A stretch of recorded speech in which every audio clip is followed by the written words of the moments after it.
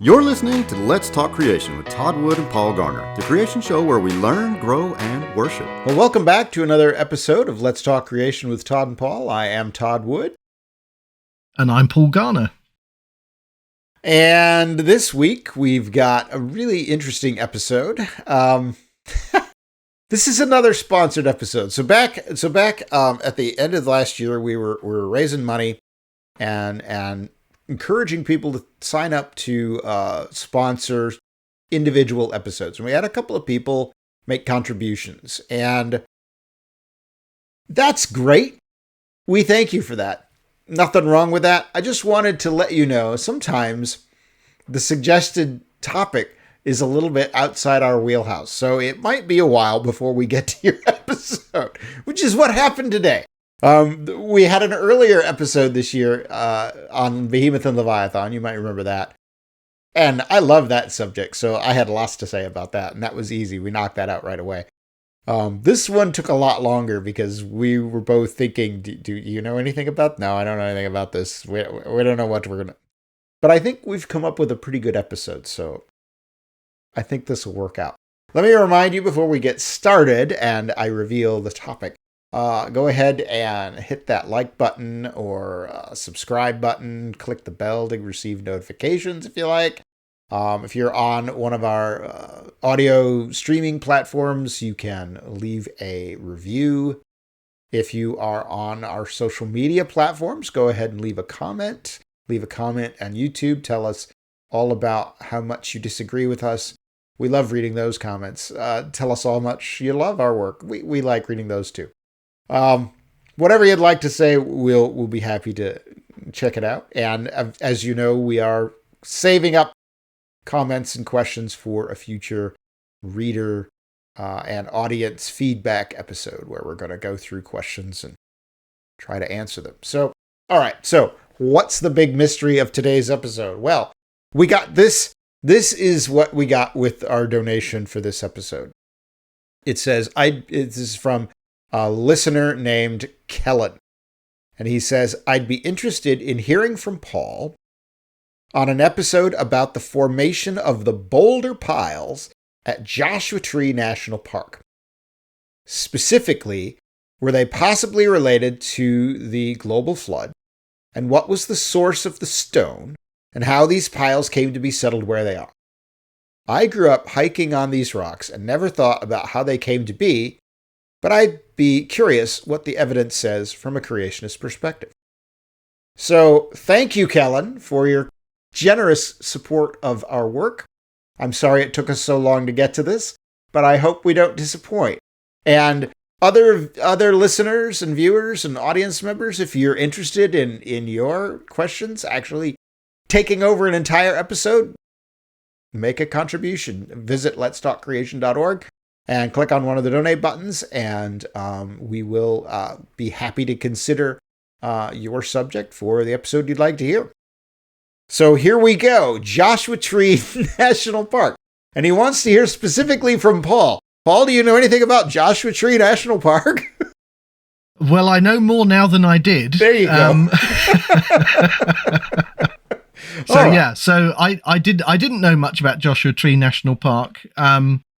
I kind of had a vague notion of what a Joshua tree was. Oh, that's good. But I didn't really know anything about the national park. But we've done a bit of research and background reading, and I think we've come up with some quite interesting things to talk about concerning the geology there. Yeah. I think we'll manage, and I think this will be a really interesting one because even though there's not a lot of creationist writing and study specifically on Joshua Tree, there's a lot of creationist research, particularly in geology of the southwestern U.S., that actually has a lot to say and relevance to what we find at Joshua Tree. So, a lot of what we're going to tell you today isn't specifically Joshua Tree, but it's about the American Southwest. So, I'll just tell you that to get started. But before we get going, I thought it would be appropriate to sort of set the stage for folks. If you're wondering why I keep looking down, I've got all my notes here on my phone. So, because of course, we don't know much about Joshua Tree. So I keep reading. All right, so here we go. So Joshua Tree National Park. It's in the U.S. It's in Southern California, and it's about 120 miles east of downtown L.A. You land at the airport there at LAX. You go due east about 100 miles. You will come to the sort of western edge of the actual park. The park covers about 1,242 square miles. That's about twice the size of the city of London, for those of you who know how big London is. So that's a sizable, sizable place. Annual precipitation, because it's the desert Southwest, is about 4 inches, less than 4 inches, excuse me. And of course, in the mountains in the park, it's obviously going to be higher than that, a little bit higher than that, but not much. Summer temperatures can be top 100 degrees or 38 Celsius. March is said to be a good month to visit. I, myself, about 10 years ago, my wife and I flew out for a conference in Southern California, and I decided, hey, let's take a couple of days and do some tourist stuff. And we went to Joshua Tree, thinking March would be a great time to visit. It's very comfortable weather, and the temperatures aren't too bad, and it'll be fine. And we get out there, and it was frigid. It was this ironic thing. So I remember very vividly. We there's this beautiful overlook on the west side of the park as you drive in from the Joshua Tree town, which is where we were staying. And so we drove in there, and I wanted to go out there at night to see to look down over the valley and see the lights, but also to look up at the sky, because, in the desert, there's not a lot of light pollution, so you should be able to see the Milky Way and the stars pretty vividly. And the wind was so strong, and it was probably in the mid-40s, so single-digit Celsius. So, and all I brought was this light spring jacket. So I remember we parked the car at the Overlook, we got out, we looked, took some pictures, jumped right back in the car. I mean, it's just that fast. Like, you see those crazy people that do like polar bear swim parties where they jump in the frozen lake and jump right back out again. That was basically what we did. It was kind of this weird, ironic thing. I was thinking the desert is going to be miserable. I don't need to bring a coat. Well, I was wrong. It was miserable in a different way. So the park is a really interesting place. It's sort of at the convergence of these two big deserts, the Sonoran Desert and the Colorado Desert. So Sonoran is the sort of the northern desert there that's sort of in the rain shadow of the mountains. And then the Colorado is towards the south, and it's sort of the desert that you would find around, say, San Diego. The Joshua Tree itself, that is an arborescent yucca. I did not know this until I got there, and I got out of the car and I went over to look at this Joshua Tree that I'd heard so much about, and I'm looking at it and I'm thinking, this looks like a yucca. We have yuccas here in the eastern U.S., but they're just these little things that shoot up these interesting leaves. And then these really cool stalks that have these flowers on them. And the yucca moth, which is this symbiote, comes and pollinates the flowers. So I get out there and I'm looking at these things and I'm thinking, this is just a yucca. And sure enough, it is. It's an arborescent yucca. Arborescent means that it grows as a tree. And I think that's really an interesting thing. As a creationist, I read through Genesis and I see God creates trees and God creates green things. And there's different terms there and different descriptors. And then you often find in plant groups where they're clearly closely related, probably easily hybridizing, probably the same created kind. You have both forms growing. You have these sort of shrubby things, little herbaceous plants that are just, you would describe them as sort of green things, and then you have the tree form which is the arborescent form, which would be described as a different word in Genesis. So I think that sort of feeds back to my mind as I'm reading Genesis, thinking these words are more descriptive than they are categorical. That's an important thing to remember. But anyway, that's the Joshua Tree.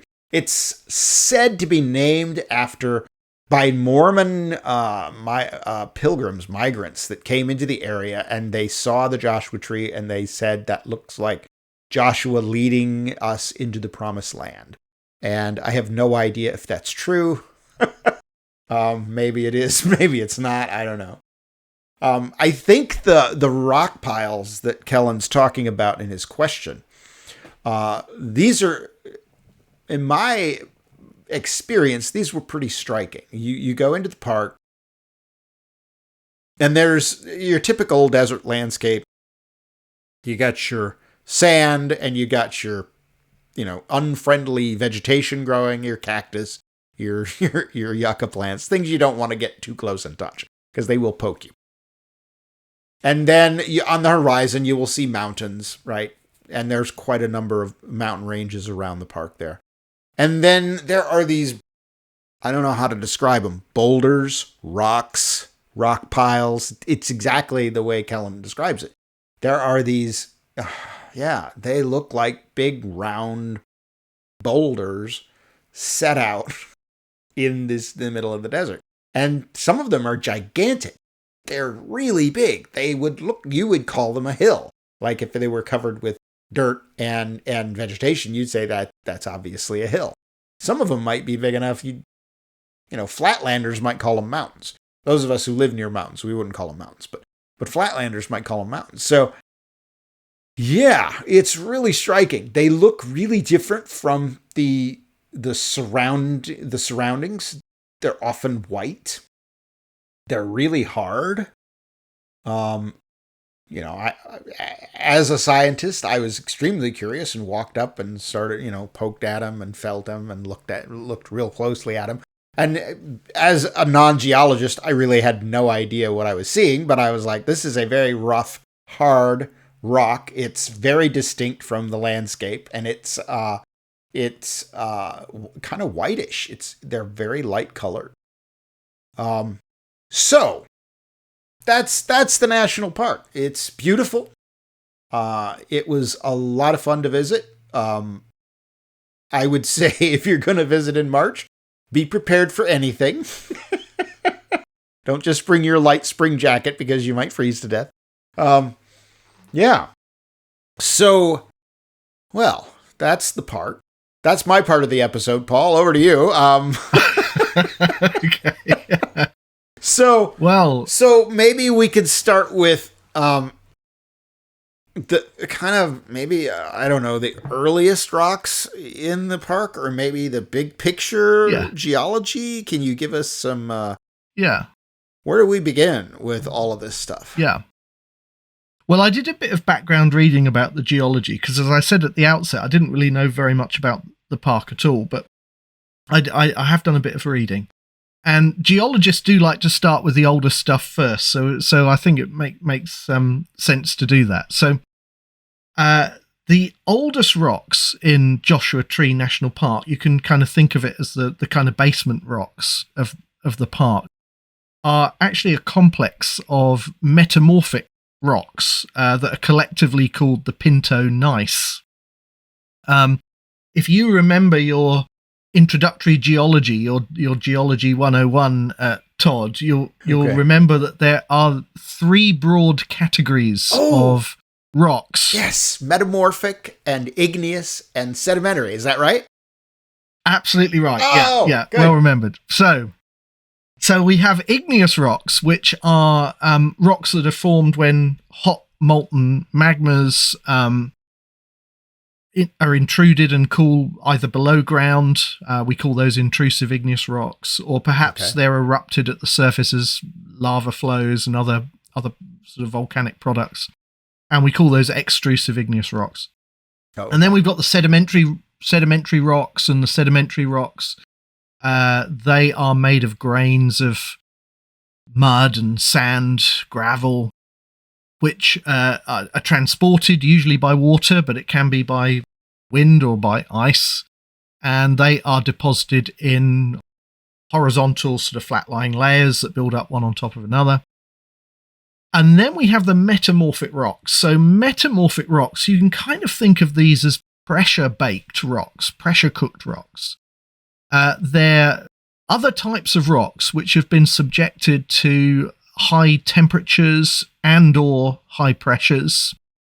Not enough to melt them, because the transformations that happen in these rocks, the metamorphosis, is actually in the solid state.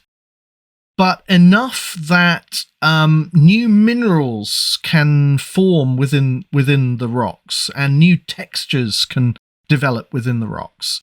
So they are altered in some way, but without actually the rock completely melting. So gneiss, we refer to the Pinto gneiss. Gneiss is a particular type of metamorphic rock. It has a composition similar to granite. It typically contains the minerals quartz and feldspar and mica. But unlike granites, which are these sort of coarse crystalline rocks, where the crystals are kind of in random sort of orientations usually,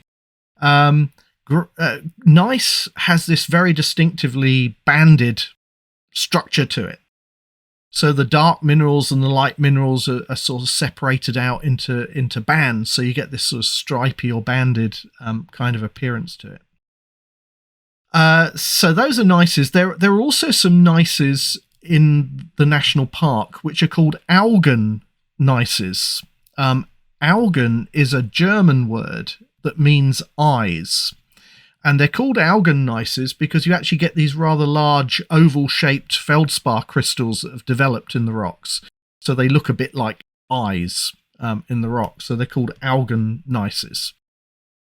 And as well as these these gneissic rocks, we've also got some other granitic rocks, and there are some metamorphosed sedimentary rocks. So you've got this sort of basement complex of these metamorphic rocks, which are the oldest rocks in the park. Now, we know that they're the oldest rocks in the park because of the field relationships with other rocks. So you can actually look at which rocks cross-cut other rocks, and you can work out the relative sequence in which they formed. So we know that these are the oldest rocks because they're cut through by younger rocks. Okay. And that's consistent with the radiometric dates. So if you look at the radiometric dates of these metamorphic rocks, they're somewhere between about 1.65 and 1.8 billion years. But we don't believe now, those, of course, that's not real, right? That billion years. No, right. So, okay. Exactly. So I was going to say, those who have been watching our series on radiometric dating will know that as creationists, we don't think that this is the true age of these rocks. We think that these radiometric dates have to be recalibrated, in the creationist model. But radiometric dates, I think, at least to a first approximation, might give us some clues about the relative order of events. Older rocks tend to give older dates, younger rocks tend to give younger dates. So even if it's not the absolute age of the rock, which we don't think, the fact that they give these very old radiometric dates is kind of consistent with the fact that they are the old basement rocks of the park. So where would these fit into kind of the creation model? I think that most creationists would imagine that these are pre-flood rocks. Okay. These were rocks that formed before the flood. Probably creation week rocks. They may even have been associated, with the uplift of the dry land on the third day of creation. Okay. So that's kind of where they fit in, broadly speaking, into the creation model. Very nice. So this is stuff that's This was part of the original continents. Yeah. Yeah. Yeah. Okay. Absolutely. Very cool. And according to research by Steve Austin and Kurt Wise, which was published back in, I think it was 1994, back in the ICC, the International Conference on Creationism, they reconstructed sort of the southwestern United States. And this area that we're talking about, where Joshua Tree National Park now is, would have been sort of on the continental shelf, but underwater. So it would have been under the ocean water. Wow. Before the flood. The pre-flood shoreline would have been actually much further east. So it would have been beyond about Arizona and New Mexico, somewhere like that. And when so you had this broad continental shelf, and when the flood began, the pre-flood ocean floor, which was obviously way out west, began to dive. It began to subduct below the North American continent, the proto-North American continent. Right.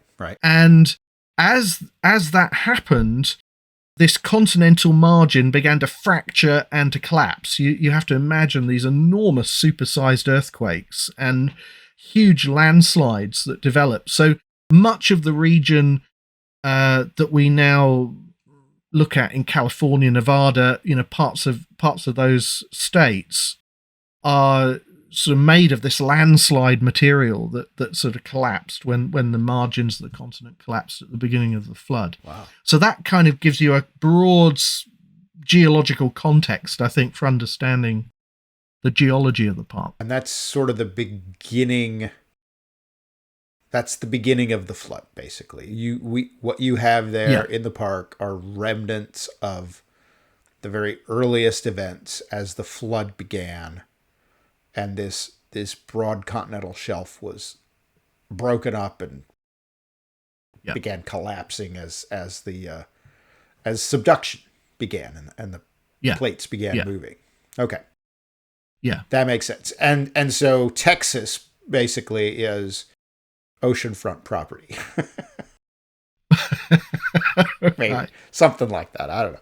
All right. Yeah, so there you something go. Like that. Yeah, that's remarkable. I mean, it's remarkable to think about how much the flood changed the landscape then. It's not. I think a lot of people, and I think this is true historically, a lot of people have this notion of, well, the cartoon idea of, Noah with a giraffe and a lion and an elephant, and the giraffe is sticking his head out the ark's window because it's so tall. And it's very cartoonish and very simple. And we have this idea that, the rains came down and the floods came up, as the song says. And then that was the flood. And the more that I think creationists study these questions, the more we realize the flood is at a scale that we don't have anything like, and very incomparable to pretty much anything. The scale of the catastrophe that this is. So. Yeah, we have to think bigger. Yeah. We have to think bigger. Yeah. And when you say nice, that's not NICE. No, it's GNEISS. Okay. Yeah. I want to make sure our listeners that's nice. Figure that out. Yeah. Because we don't want to get confused here. Yeah. Confusing our the YouTube subtitles are going to really have trouble with that. Oh, yeah. So. But it'll be simple because you can just search and replace nice for nice, right? That should be relatively quick. Quick fix. All right. Well, so that's the very beginning of the flood. Now, I know a lot of what you've studied specifically, and what a lot of creationists do research on, is the rocks that are formed during the flood. The actual geology of what's going on as the flood happens. Do you have flood-formed rock, or rock that is formed during the flood, let's put it that way, in the park itself? Do you see flood rock there? Yeah. There are. It's igneous rock that seems that we have in the park that dates from the time of the flood. So rather than sedimentary rock layers, we have some igneous rock. So there are these younger rocks in the park, and we know they're younger because, as I sort of alluded to earlier, they cut through or intrude the metamorphic rocks that we've just been talking about. So we know that the metamorphic rocks were there first, and then these other rocks kind of get intruded into them. So we can begin to work out this sequence of events. And these younger rocks include various types of what we call igneous plutons. Oh. Pluton, Pluton. a pluton. A pluton is basically a mass of igneous rock which has been intruded as a hot magma into other rocks. It might intrude along bedding planes, it might intrude into fractures in the rock, it might just sort of force its way in, and it intrudes its way into these older rock formations as a hot molten mass at some depth below the Earth's surface, where it then collects and begins to coalesce and to cool and solidify into a solid igneous mass. And we call those masses plutons. Okay. So this is unlike a lava flow. So in a lava flow, obviously that molten mass reaches the Earth's surface and is erupted from a volcano. Right. So that's an extrusive rock. These are intrusive igneous rocks. They were emplaced and cooled below ground. Got it. So this is a volcano that doesn't quite make it. It's not. It doesn't make it. It's not a volcano, right? It's a wannabe, something like that. Well, these plutons may actually have a kind of an expression in terms of a volcano at the surface, this particular body of rock didn't reach the surface. All right. But you may actually have some surface sort of tube expression of a. Okay. Yeah. Got it. All right, that makes sense. So now going by the field relationships and again the radiometric ages, there are some of these plutons which may actually be pre-flood, so they may still be before the flood. Oh, wow. But there are also several plutons within the park which give radiometric ages which are Triassic or Cretaceous in age. Okay. So Triassic would be about sort of 250 to 200 million years. Cretaceous would be about 145 to 66 million years. Again, just to clarify, as creationists, we don't accept these radiometric ages, but they are useful in a kind of relative sense. And from a creationist perspective, these Triassic and Cretaceous igneous bodies were probably intruded during the flood itself. They are probably flood rocks in that sense. And several of these igneous plutons are granites of one type or another. So I've already mentioned granites, that they're sort of coarse-grained, crystalline igneous rocks. They contain typically the minerals quartz and feldspar and mica. And there's a bit of a story about the formation of granites that, might be worth sort of telling here, I think. So when I was a geology student, way back in the late 80s, it seems a very long time ago now, there was a particular sort of story about how granite bodies like these were formed, which I learnt, as a student. And it went something like this. So we think that granite magmas are generated by the partial melting of rocks in the crust of the Earth, maybe about 20 miles or so below the Earth's surface. And those rocks get hot enough that you get sort of partial melting and it generates magmas.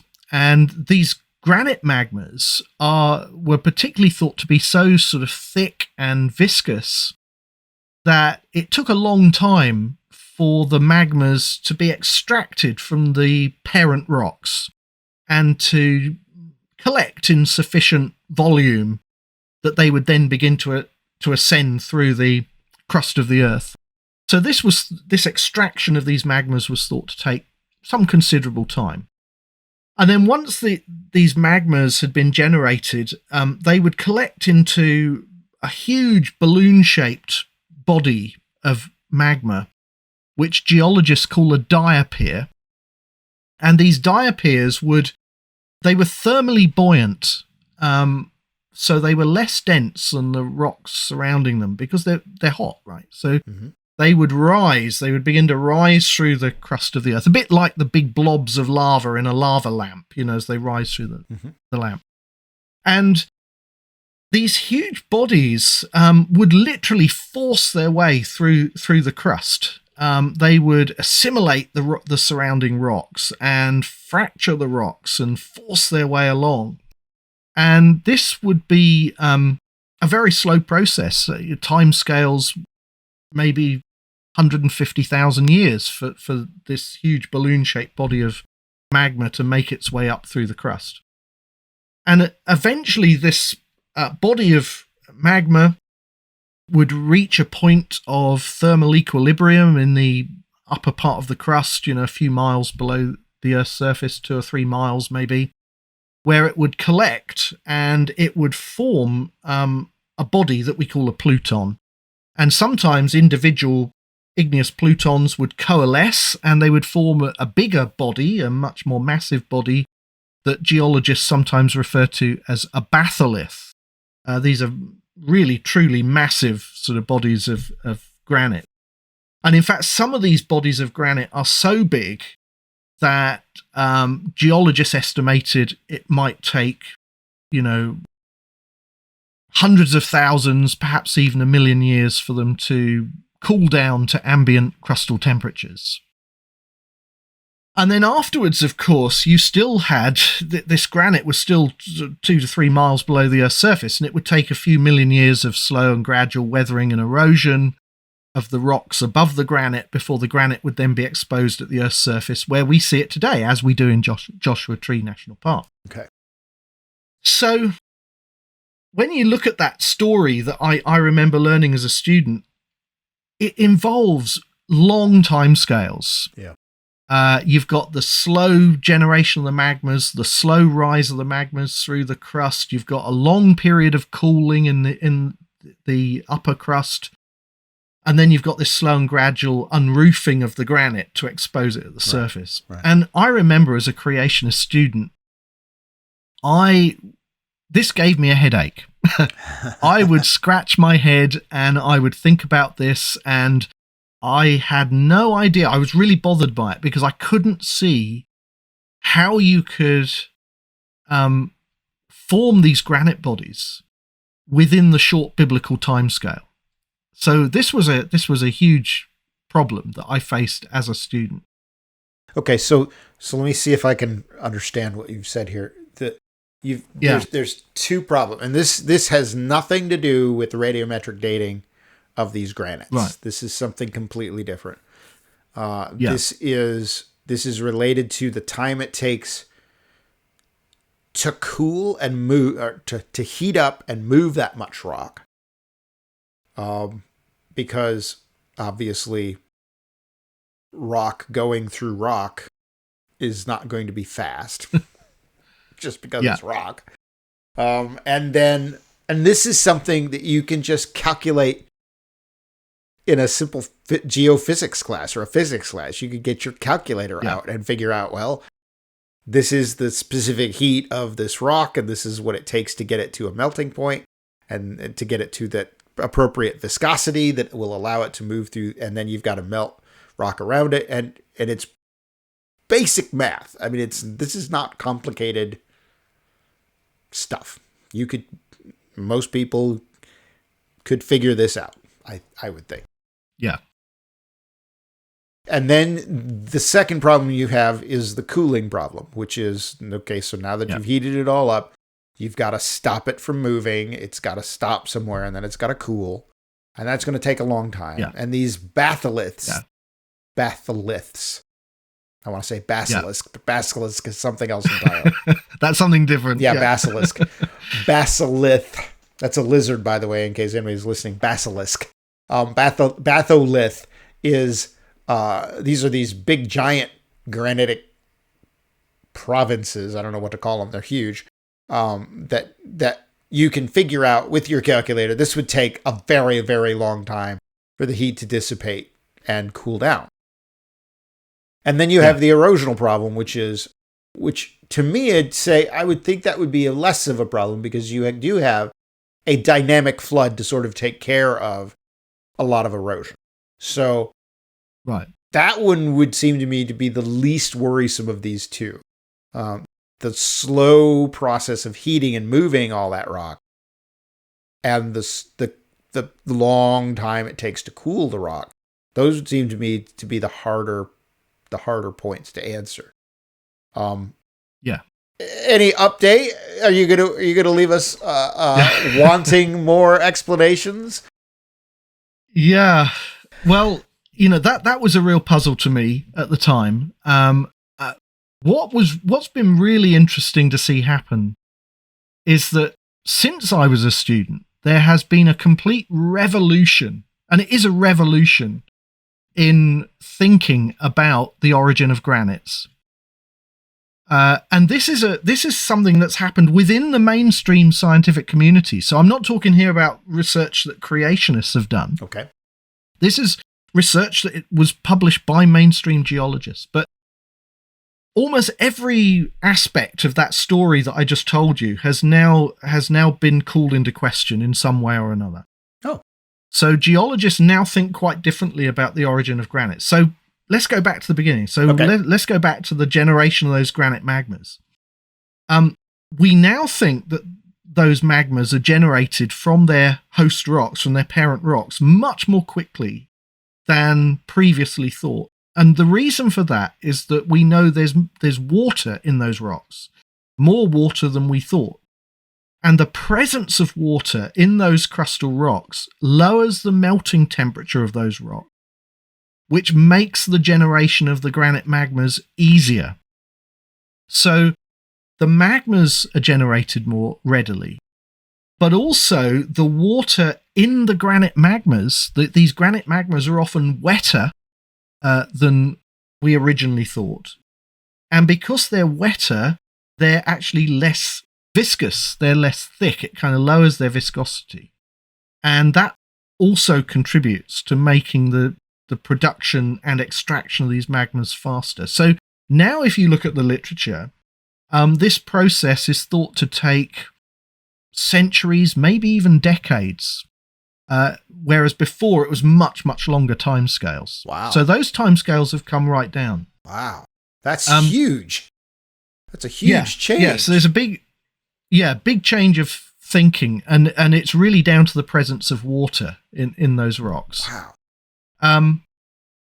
Having said that, once you've generated these magmas, you've got to move them through the crust, right? Yeah. They're thermally buoyant, as we said. They move through the crust, and we used to think that they would rise in these huge balloon-shaped diapirs. There was always a problem with that idea, and it was widely discussed in the literature, and geologists called it the space problem. It's easy to understand. How on earth, if you have this huge balloon-shaped body of magma, how on earth does it make space for itself to rise through the crust like? Yeah, that's what I was wondering. Yeah, it's difficult to imagine. Yes. And people would talk about various mechanisms that might have been involved, but it was pretty tough to try to imagine that process. And of course, it was very, very slow. However, some geologists began to suspect that, in fact, granite magmas rose much more rapidly through the crust, essentially along narrow fractures. So you'd have narrow fractures within the crust, and magmas could rise really fast along these narrow fractures. It was called dike transport because these narrow sheet-like fractures in the crust are called dikes, and the magma would be transported along these cracks. And that process is thought to be up to 1 million times faster than the old sort of diapiric mechanism that used to be considered. So nowadays, geologists talk about granite magmas rising through the crust in weeks, maybe even just a few days. That makes a lot of sense to me. Right. Moving up through an existing crack rather than trying to push all that rock out of the way or melt it and move up that way. That would be very inefficient. But yeah, definitely rising up through cracks. Yeah. Sure, that makes... Yeah, I can understand that. Yeah. Okay. And there are minerals within granite bodies today that are, they've been preserved through that transport process. But if the transport process was very slow, those minerals shouldn't have been preserved in the way that they are in the granite bodies. So that itself implies that transport must have been faster than we thought. So So we've gone from kind of 150,000 years, for the ascent of these magmas down to days or weeks, So that's a huge shift. That's a huge change, yeah. And then once you've got those magmas, they begin to collect in the upper crust. They begin to form one of these igneous plutons, perhaps coalescing to form, a larger body. And they obviously have to cool down. These magmas are hundreds of degrees in temperature, when they're intruded. So they have to be cooled down to ambient crustal temperatures.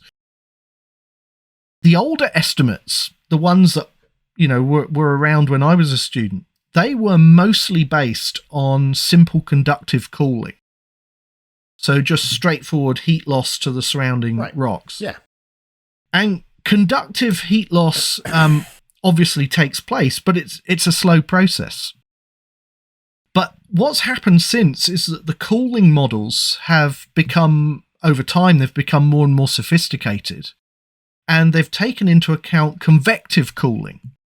Because in the rocks within which these granites are intruded, you obviously have water. You have groundwater. And you have water that's coming out of the magmas itself as they cool. Water is kind of released from the cooling melt, and all of this water that's in the rocks sets up a kind of convective system that much more efficiently removes heat from this cooling granite body. And so what happens is, as you begin to take into account convective cooling, then the cooling times start to reduce quite dramatically. And one of the other things that is quite interesting is these granite bodies, we talk about these huge batholiths and these large plutons, and they often are very large when you look at their surface expression. And I think it was always assumed, perhaps because of this idea of diapiric rise, this rise of these big balloon-shaped bodies, that they also extended very deeply into the crust. Actually, many of these bodies we now know from sort of seismic profiling, where you basically send seismic waves into the crust of the Earth, and the seismic waves bounce off reflectors within the Earth, and then you can detect them again at the surface, and that gives you clues as to what the structure is like below the surface. So we now know from this kind of seismic profiling that many of these granite bodies are actually rather sheet-like. They're sort of tabular in shape. So they have a large surface area and surface expression, but the volume is actually smaller compared to the surface area than we thought. Right. And that's also obviously makes heat loss more efficient. Right. So that also has an impact on these estimates. And then we've got the unroofing. We talked about the erosion, and as you say, that perhaps in the flood model, that's a less significant problem. But there's also another thing we need to take into account here, which is that the hot granite magma, when it was intruded, in contact with the cooler water in the rocks, in the surrounding rocks, almost certainly resulted in large steam explosions, because the water would, in contact with the hot magmas, it would flash to steam, and you'd have these steam explosions, and all of that helped to fracture and erode weather that the rocks surrounding the granite body and the rocks above the granite body, probably accelerating the removal of those rocks, and then the granite coming to the surface where we see it today. So there's been this sort of radical rethinking of granite formation. I don't want to give the impression, I think, that all of the problems have been solved for creationists, because there are still, problems concerning granite formation, but it certainly seems to me now a much less intractable problem than it seemed all those years ago when I was a young student. And geologists now refer to granite formation as a catastrophic process, a very sort of dynamic kind of process. So there has been this radical change in thinking, which has been certainly very welcome to me, given that this was one of those problems that really puzzled me as a student. And it makes sense that it would. I mean, it's one of those evidences of age that are not related to radiometric dating, right? I think a lot of us creationists, well, a lot of creationists might be thinking of the problem of the age of the Earth is a problem of radiometric dating and speculation, and therefore that's it. When in fact there are these other sorts of age indicators that make us think, well, that must have taken a long time to happen. Yeah. I thinking about trees in the fossil record, really large sequoias, for example. Paul, you and I have seen fossilized sequoia trees. These massive stumps that are just huge, and you think that tree must have taken a long time to grow, right? So there are these hints that time has passed in the past, and that it's not just a matter of reading some geochemistry wrong with your radioisotopes. There's more to it than that. Yeah. But then again, there is. Right? Yeah. Sometimes what you think is a real problem, to resolve within a creationist time frame turns out to be not such a big deal. I think the interesting thing is how thin they are. Right. That's fascinating to me because, like you say, if you have a big volume, you have a very large volume and a very small surface area, that is very hard to cool all the way to the center. Yeah. Whereas if you have a very thin thing that's spread out, it's going to cool a lot faster.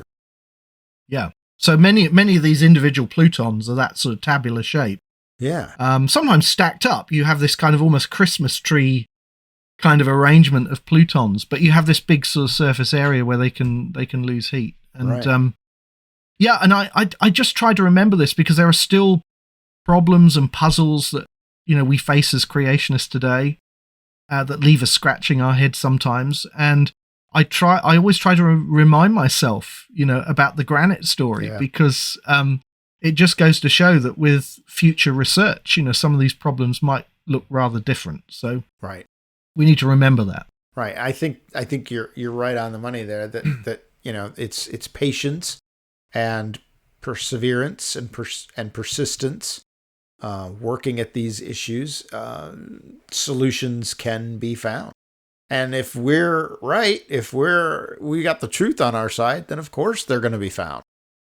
We just have to be patient and careful and not overspeak the status of things at the present, and just keep working away at it. I think that's great. Yeah. All right, so that's our granite intrusions in the park. What else? What comes after that? Is there stuff? Yeah, well, later on. Yeah, there are some even younger rocks, which are very possibly post-flood rocks. Okay. There are some intrusive igneous rocks. Again, these sort of dike kind of vertically oriented sheet-like bodies that intrude some of the older rocks. There are some basalt lava flows. Basalt's a very dark, fine-grained volcanic rocks, very common volcanic rock. I think about sort of 90% of all volcanic rock on Earth is basically basalt. Forms in a wide variety of geological contexts, and there are some basalt lava flows in the park. And those basalt lava flows have been radiometrically dated to somewhere between 8 and 10 million years, which, if you know your geological column, that's kind of Miocene. Yeah. And from a creationist perspective, if we recalibrate those dates again, then that's probably post-flood. That's almost certainly after the flood. So you've got these relatively recent sort of evidences of volcanism in the park. So we have these younger rocks as well. And I guess the one thing that we haven't really sort of touched on yet is to actually answer Kellen's question, which was about those boulder piles. What are these boulder piles? What are these things? Yeah. So you've got these very steep-sided hills, as you say, that kind of rise above the desert landscape. And I think those are called Inselbergs. They're these sort of steep-sided desert hills. And you've also got another landform in the park, which are these pediments, which are very broad, sloping, erosional surfaces around the base of the mountains. So you've got these pediments, you've got Inselbergs. One of the things that's really interesting is those erosional features are not forming today, as far as we know. They appear to be part of a relict landscape that formed when the park was much warmer and much wetter. Much cooler and wetter than it is today. And they're basically leftover features from this earlier time when the climatic conditions in the park were somewhat different. And of course, that reminds us of a couple of things. It reminds us about climatic change since the end of the flood, the way that the climate has changed. And it also reminds us that when we look at these features, often what's going on in the present is not a good key to understanding the past, but very often different types of processes were operating in the Earth's past. We can't just study what's going on today and infer that that's how things have always been. So we seem to be looking at this relict landscape, and the boulder piles that I think Kellen is referring to is where you've got you've had weathering and erosion of the granites. When those granites come to the surface, when weathering and erosion sort of unroofs those granites, you obviously remove a huge amount of overburden. There's all of these other rocks above that get stripped away. Okay. And with the release of that pressure, you get joints, cracks that open up in the granites. And in Joshua Tree National Park, they're actually, within the granites, there are roughly horizontal joints that have opened up, and also a set of roughly vertical joints that have opened up. And so what that means is that the granite has a tendency to break down into roughly rectangular or spherical boulders. And in the past, when the climate was somewhat different and wetter and some of the soils were kind of washed away, it left these boulder-strewn slopes with all of these sort of big rectangular or rounded spheroidal lumps of granite that I think are then forming those boulder piles. So they're associated basically with the uplift and the weathering of those granite bodies. And these are the granites that are, you said these are the Mesozoic granites from during the flood. Yeah. Okay. Yeah. So that's basically when, where the source of the rock is that forms those boulder piles. It's coming from the weathering and erosion of those uplifted granites. Yeah. So I hope that helps to answer Kellen's question. Yeah, I hope so. I think it's fascinating. I think that the story here is really an interesting story. It's different from, say, the Grand Canyon, where you have lots of different layers that you can talk about and the formation of the different layers, and a lot of them are sedimentary. Here you have this, I don't even know how to describe it. It's sort of a ruined landscape, right? Where you have the smashing of the beginning of the flood is happening right there. And it's buckling and cracking, and there are these flood formed plutons that happen, and then as the flood is receding, it's eroding away the landscape and leaving these granites exposed on the surface. So the story there is quite a bit different from other places, but it still fits in with what a creation geologist would think is the flood mechanism. It fits pretty well. Yeah.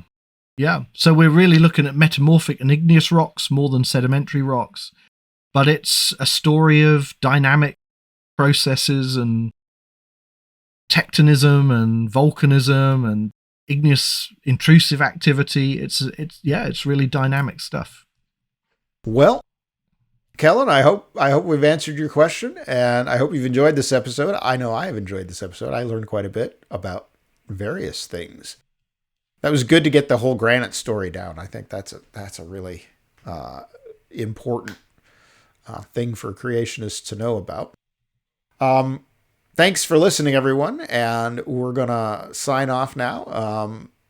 Kellen, I hope you've enjoyed it. If anybody else has a topic that you'd like to hear us talk about on Let's Talk Creation, you're welcome to make those suggestions or comments or questions on our social media or on YouTube. We'll also take email at podcast@coresci.org.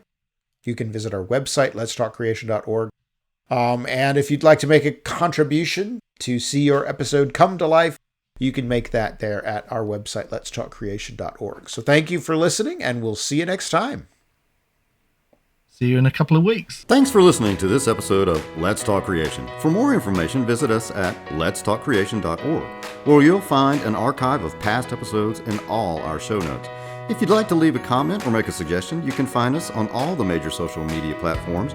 Let's Talk Creation is brought to you in the U.S. by Core Academy of Science and in the U.K. by Biblical Creation Trust. As a listener-supported ministry, we are grateful for all of your financial support. Find out how you can make a contribution at our website, letstalkcreation.org. Also remember to like, subscribe, and share this episode with your friends. Thanks, and see you next time.